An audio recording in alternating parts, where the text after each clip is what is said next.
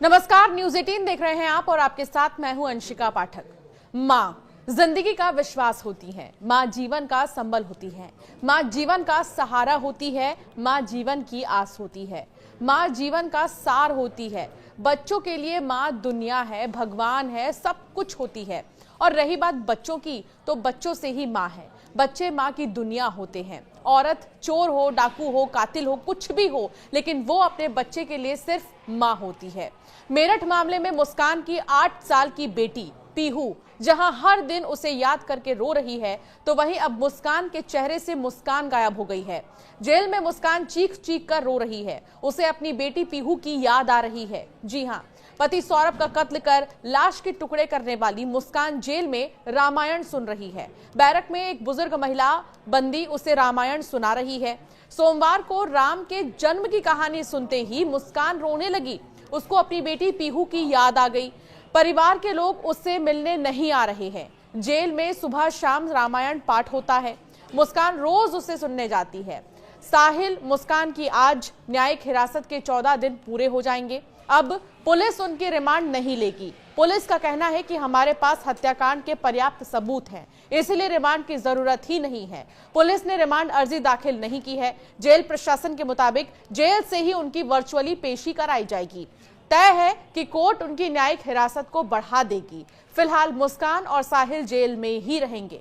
रविवार को सांसद अरुण गोविल जेल में आए थे। उन्होंने बंदियों को रामायण दी थी। मुस्कान ने भी रामायण ली, मगर वो रामायण पढ़ नहीं पा रही है क्योंकि उसकी एजुकेशन क्लास 9 तक की ही है और रामायण क्योंकि अवधि में लिखी होती है तो उसे और भी ज्यादा मुश्किलें हो रही हैं। वो सामान्य हिंदी तो पढ़ लेती है लेकिन चौपाइयां नहीं पढ़ पाती है, इसीलिए वो अपनी बैरक में मौजूद एक बुजुर्ग महिला से रामायण सुन रही है। इसके अलावा जेल में हर रोज रामायण पाठ होता है। मुस्कान वहां जाकर रामायण सुनती है।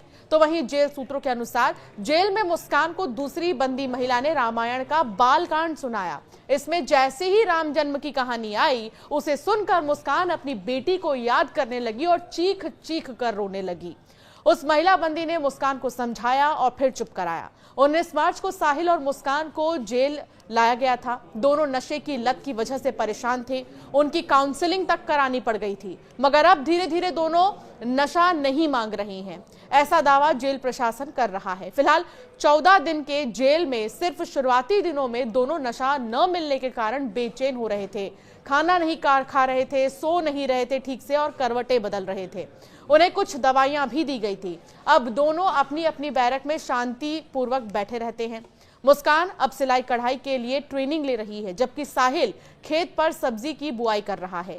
मेरठ में सौरभ राजपूत मर्डर के 27 दिन बीत चुके हैं। इस हत्याकांड में 3 स्तर पर जांच चल रही है। पहली पुलिस के स्तर पर, दूसरी फॉरेंसिक जांच हो रही है और तीसरी cyber cell. Police case diary, cyber cell की मोबाइल जांच के बाद अब फॉरेंसिक टीम की जांच में कई चौंकाने वाले खुलासे सामने आ रहे हैं।